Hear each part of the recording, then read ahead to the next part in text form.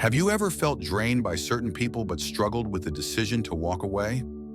The Stoics teach us that true wisdom lies in knowing when to step back in silence rather than engaging in endless conflict. A wise person quietly removes those who bring constant negativity, manipulation, or deceit into their lives. They distance themselves from those who gossip, knowing that if someone speaks ill of others, they will eventually do the same to them. They walk away from envy and those who subtly undermine their achievements, recognizing that true support comes from those who celebrate success, not resent it. They also avoid those who refuse to take responsibility for their actions, always playing the victim and shifting blame. Surrounding oneself with such people stunts personal growth and creates unnecessary emotional turmoil. But why cut them off silently? Because arguing, explaining, or seeking validation only wastes energy. The wise understand that peace is more valuable than proving a point. Walking away without confrontation isn't weakness. It's a deliberate choice to protect mental clarity and emotional well-being. By stepping away, they create space for meaningful connections that inspire growth, positivity, and trust. So take a moment to reflect. Are there people in your life who are holding you back? If so, it may be time to let go, quietly, without drama, and with wisdom. Cut off wisely, grow freely. Drop a comment below. Which type of person do you need to walk away from today? Let's talk about it. And if this message resonates with you, hit like and subscribe for more insights on living a life of wisdom and strength. Let's get into it. Number 1, the overpromiser, under-deliverer. You ever meet that one person who's always got something big in the works? They promise you the world, game-changing collabs, mind-blowing plans, once-in-a-lifetime opportunities. But when it's time to actually show up, radio silence. Look, I get it. Life happens. But these people, they don't just drop the ball once in a while. They are the ball, and they stay dropped. And a wise person, they don't waste time waiting for someone to magically become reliable. They silently cut them off and move toward the real players. You want to know why these people do this? It's actually kind of deep. Most overpromisers aren't lying to you on purpose. They're lying to themselves. They love the feeling of making big promises. It makes them feel important. They believe their own hype, even though history proves they never follow through. They'd rather enjoy the temporary high of a promise than face the uncomfortable truth. They lack discipline, follow-through, or the work ethic to actually make it happen. And here's the dangerous part. If you're not careful, they will infect you with their delusions. You'll waste time, energy, and even money believing in a vision that only exists in their imagination. I gotta be real with you. I learned this lesson the hard way. Years ago, I met this guy. Let's call him Mike. Mike was the king of grand ideas. Every time we talked, he had some huge opportunity lined up. Bro, I got this investor, this connection, this crazy new startup idea. We're gonna kill it. I bought into it. We'd spend hours brainstorming, planning, hyping each other up. But every time it came down to actually executing, nothing. He'd forget to send the email he promised. He'd flake on meetings. He always had an excuse. Oh, bro, crazy week, but next week for sure. And like an idiot, I kept believing him, kept giving him chances. Until one day I looked back and realized I had wasted months on nothing. The investor never existed. The startup never started. The only thing that actually happened? I lost precious time and momentum chasing a mirage. A wise person doesn't call them out, doesn't argue, doesn't even warn them. They just stop engaging. No more rearranging their schedule for them. No more one last chance. No more just checking in messages. They recognize that patterns are greater than promises. If someone consistently overpromises and underdelivers, that's not an accident. That's a personality trait. I know what you're thinking. Come on, these people aren't that bad. At least they mean well, right? Wrong. I'd rather deal with a hater than an overpromiser. At least a hater is honest about their negativity. At least with them, you know where you stand.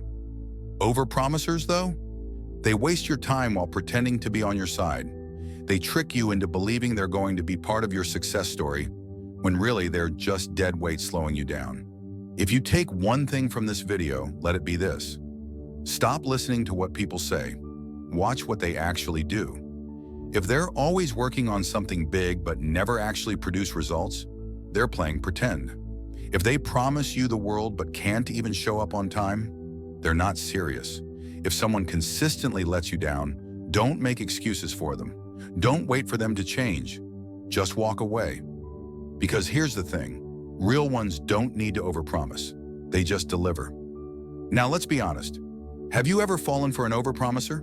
Or be real, have you ever been one? No shame, just a reality check. Drop your thoughts in the comments. Number 2, the one-up machine. Have you ever told someone a cool story and instead of being happy for you, they hit you with, "Oh, that's nothing. I did it bigger, better, and first?" Yeah, meet the one-up machine. The one-up machine is that person who turns everything into a competition they have to win. You climbed a tough hiking trail? Well, they did it blindfolded. You got a promotion? Oh, they got one twice as good last year. You met a celebrity. Oh, they had dinner with them. These people don't celebrate your wins. They hijack them to make themselves look better. And a wise person? They cut these clowns off fast. Why? They're more annoying and dangerous than you think. At first, you might think, hey, that's just their personality. They're competitive. No big deal. But let me break it to you. This is deeper than just being competitive. This is insecurity in disguise. See, the one-up machine can't handle someone else having a moment. It threatens their fragile ego. So instead of letting you shine, they find a way to steal the spotlight. And if you keep them around, it does something dangerous to you. It teaches you to shrink your wins. You'll start second-guessing sharing your achievements because you know they'll get trampled. You'll stop being excited about your success because you know it'll turn into a who did it better contest. And suddenly, without even realizing it, you're playing small just to avoid their nonsense. Let me tell you about a dude I used to know. We'll call him Brad. Brad was that guy. No matter what you said, he had to top it. I told him I was learning a new language. He claimed he was fluent in 5, but somehow never spoke them. I got into fitness. He told me he used to bench 300 pounds in high school. Zero evidence. I traveled to a cool country. He had been there 3 times, but couldn't name a single landmark. At first, I just laughed it off. But after a while, it got exhausting. I realized this dude wasn't a friend. He was an ego-driven energy vampire. It was never about mutual support or good conversation. It was about him always feeling superior. A wise person doesn't waste their breath arguing with these people. They don't say, dude, why do you always do this? Because the one-up machine will never admit they're insecure. Instead, they handle it with one of these moves. 1. The silent cutoff. Just stop engaging. Wise people don't entertain nonsense. They let the one-upper keep talking to themselves. 2. The play dumb strategy. Next time they one-up you, hit them with, wow, that's amazing. You should totally show me proof. Watch them panic. 3. The sarcastic reverse Uno. Hit them with something so ridiculous, they have no choice but to stop. Oh, you ran a marathon? Cool. I ran to the moon last year. But honestly, option 1 is the best. Just remove them from your life. A wise person doesn't waste time battling insecure people who can't handle seeing others win. Some people might say, but they're not hurting anyone. Maybe they just want to impress people. Nah, let's call it what it is. They are stealing your joy and you're letting them. It's subtle, but it's real. Their constant one-upping turns conversations into competitions. And over time, that energy kills relationships. Because deep down, we all want friends who celebrate with us, not compete against us. Friends who uplift, not undermine. Friends who let us have our moment without trying to steal it. And here's the brutal truth. If someone can't handle your success, they don't deserve a front row seat to it. If you take one lesson from this, let it be this. Protect your joy. Protect your wins. Surround yourself with people who celebrate, not compete. Because at the end of the day, a truly confident person doesn't need to prove they're better. They already know their worth. And a wise person? They don't waste time convincing a one-up machine to be happy for them. They simply move on to people who genuinely are. So tell me, have you ever dealt with a one-up machine? Or be real? Have you ever been one? No judgment, just some self-awareness. Drop your thoughts in the comments. Number 3, the gossip addict. You ever meet someone who treats gossip like it's their full-time job? They don't just talk about people, they analyze them, dissect their lives, and spread information like it's their personal mission. They know who cheated on whom, who got fired, who was secretly broke, and who allegedly got plastic surgery. They have all the details except their own life because they are too busy studying everyone else's. And here's the truth. If someone gossips to you, you can be absolutely sure they gossip about you. That's why wise people cut these individuals off immediately. No explanations, no debates, just gone. I already know some people will say, "Oh, gossip isn't that bad. Everyone does it." That is the kind of thinking that keeps people stuck in small, toxic environments. Gossip isn't just talking about people. It is a form of low-level manipulation that infects the way you see the world. And gossipers, they aren't just running their mouths, they are exposing their own character. They expose their jealousy by tearing down others' success. They expose their bitterness by celebrating people's failures. They expose their insecurity by obsessing over people who aren't even in the room. And here's what most people don't realize. If someone is always gossiping, it means they are not focused on their own life. It means they are stagnant, caught in a cycle of distraction, avoiding their own problems by fixating on others. I once had a friend who was a professional gossip. She always knew things before anyone else. If someone had drama, she was the first to spread it. If someone was struggling, she was the first to turn it into a spectacle. At first, I thought it was just entertaining. But then I noticed something. If I shared something personal with her, somehow it got back to other people. She would accidentally slip information she definitely was not supposed to know. And the worst part, she never had anything positive to say about anyone. I decided to test her. I told her a completely fake personal story, something small but interesting enough that a gossip addict could not resist repeating. 3 days later, someone I never told brought it up in conversation. That was all I needed to know. She was not a friend. She was an informant. So I cut her off. No dramatic fight, no confrontation, just distance. And the moment I did, my life got quieter, my mind got clearer, and I realized just how much mental space gossip had been taking up. It was like detoxing from a bad habit I didn't even realize I had. A wise person doesn't argue with gossipers. They don't try to change them. They don't even warn them. They simply remove themselves from the nonsense. Here's how they do it. They stop feeding the conversation. When gossip starts, they don't add fuel. They change the subject or just get quiet. Nothing kills gossip faster than a lack of engagement. They test loyalty. If they suspect someone is a gossip, they drop a little false information and see if it spreads. If it does, that relationship is done. They set a boundary. Some gossipers will directly ask for information, digging for details. A wise person just says, "I don't talk about people who aren't here." That instantly makes the conversation awkward, forcing the gossiper to rethink their approach. But honestly, the best strategy is distance. Gossipers thrive on attention. The moment you stop giving them an audience, they move on to someone else. People who gossip constantly are weak. Strong people don't need to tear others down to feel powerful. Confident people don't waste time picking apart other people's lives. Successful people are too busy focusing on their own goals. And let's be clear, I'm not talking about the occasional, "Did you hear what happened?" moment. I'm talking about chronic gossipers, the ones who cannot go a single conversation without throwing someone under the bus. And the hard truth is that people like this never win in the long run. They burn bridges, they lose trust, they stay stuck in the same cycles, while the people they gossip about move on and succeed. So ask yourself, do you want to be part of that energy? Or do you want to be around people who uplift and inspire? If you take one thing from this, let it be this. Be careful who you let speak into your life. Because conversations are not just words, they are energy.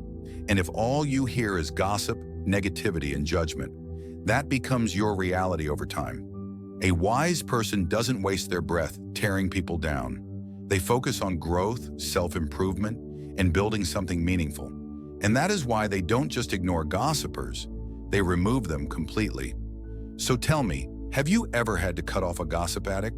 Or be honest, have you ever been one? No judgment, just time for some self-awareness. Drop your thoughts in the comments. Number 4, the social climber. You ever meet someone who treats relationships like a networking event instead of a genuine connection? Someone who only values people based on what they can gain from them? These are the social climbers, the ones who start conversations with "what do you do?" instead of "how are you?" The ones who pretend to be your best friend until someone with more influence walks into the room. Suddenly, you're invisible. And let's be honest, we've all seen this type of person. Some of us have even been this person. But here's the truth. Real wise people don't play this game. They see right through it, and when they do, they walk away. Some people think social climbing is just being ambitious or strategic. But it's not. It's transactional, it's fake, and the worst part, it never truly works in the long run because people aren't stupid. Eventually, everyone figures out who is genuine and who is just playing the game. Social climbers have a pattern. They love bomb new connections, hyping them up, being overly nice until they get what they want. They suddenly disappear once they find someone more valuable. They only show up when they need something, never when it's time to actually support or be present. And here's the real problem. When you treat people like stepping stones, eventually you run out of places to step. I once had a friend, let's call him Jake. Jake was the type of guy who seemed to know everyone. Always at the right events, always in the right conversations, always making sure to be seen with the right people. At first I admired it. I thought, man, this guy's well connected. But then I noticed something. He only reached out when he needed something. When I introduced him to someone influential, he suddenly stopped talking to me. And when I wasn't useful anymore, he acted like we never met. One day I decided to test it. I intentionally stopped providing value. No introductions, no favors, just normal friendship. Within weeks, he was gone. No check-ins, no conversations, nothing. That's when I realized some people don't want friends. They want contacts. And as soon as you stop being useful, you become irrelevant to them. A wise person never chases social climbers. They don't get mad. They don't beg for loyalty. And they definitely don't try to win their attention back. They just do 3 things. 1, they watch patterns, not words.